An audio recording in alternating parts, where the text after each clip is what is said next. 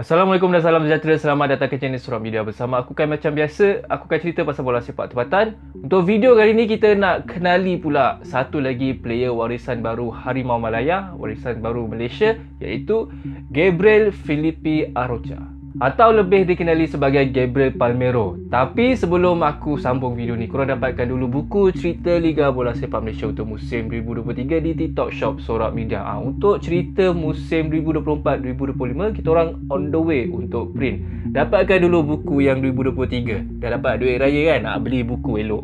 Gabriel Palmeiro dilahirkan di sebuah pulau yang cantik dekat Spain, iaitu La Palma pada 15 Januari 2002. So pada tahun 2025 ni, Gabriel Palmeiro berusia 23 tahun. Kalau dekat Malaysia, mungkin Gabriel ni kategori player muda lah. Tapi kalau dekat Europe, mungkin dia dah capai usia player yang matang dalam scene bola sepak. Macam Hector Herrera lah, status warisan Gabriel ni tak pasti datang daripada belah mana.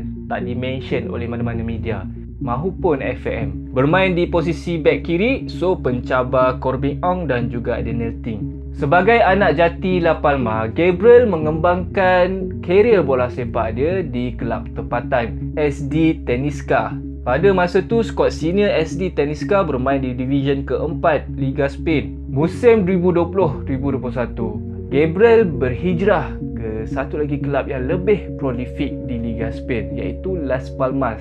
Pada masa tu, skuad senior Las Palmas bermain di Division kedua Liga Spain. Gabriel slow-slow mendaki, bermula dengan skuad under 19, lepas tu berjaya tembusi skuad reserve kedua Las Palmas C.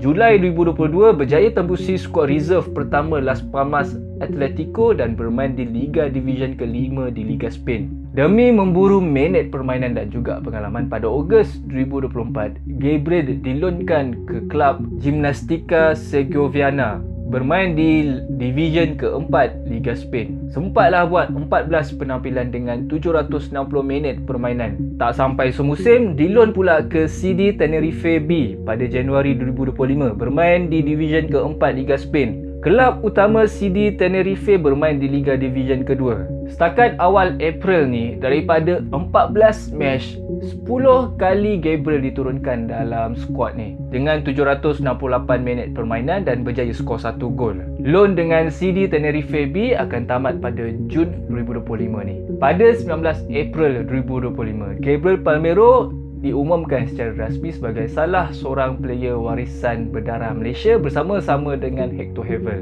Tapi belum ada rezeki lagi dia diletakkan dalam skuad utama Harimau Malaya. Peter Kolomovski hanya boleh register 23 player je untuk skuad bertemu Nepal untuk kelayakan Piala Asia 2027. So Gabriel digugurkan saat akhir bersama-sama lagi 4 player. Pendek kata, Peter Kolomovski lebih memilih Corbin Ong dan Daniel Ting untuk bermain dalam skuad Harimau Malaya setakat ni. Keputusan tu tak pelik kalau based on nilai pasaran Gabriel Palmeiro ni sekarang ni bernilai €50,000. Nilai player dalam skuad Harimau Malaya sekarang ni busuk-busuk pun RM75,000, iaitu Sumareh dan Nakso Insa. So boleh cakap Gabriel ni level-level player lokal dekat Malaysia lah. Tapi since karier bola sepak dia dibangunkan dekat Europe dan sekarang ni pun masih lagi bermain dekat Europe, dekat Spain, so mungkin dia ada potensi yang tinggi untuk terus berkembang. Cuma macam aku cakap banyak kali sebelumnya, jangan ada tangan-tangan gatal yang cuba-cuba untuk bawa dia balik bermain dekat kelab di Malaysia. Bagi dia peluang dulu untuk berkembang dekat overseas tu.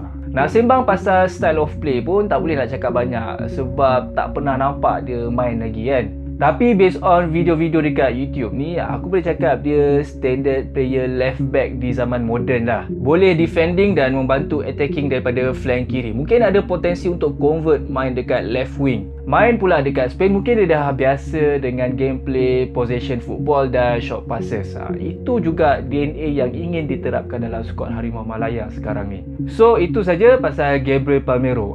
Player ni muda lagi. Kita bagi peluang dia dulu untuk terus berkembang. Mungkin dia akan menjadi prospek untuk mengisi slot di posisi left back Harimau Malaya satu hari nanti. Kita jumpa lagi on the next video. Tapi dapatkan dulu buku cerita Liga Bola Sepak Malaysia untuk musim 2023 di TikTok Shop Surat Media. Assalamualaikum dan salam sejahtera. Bye-bye.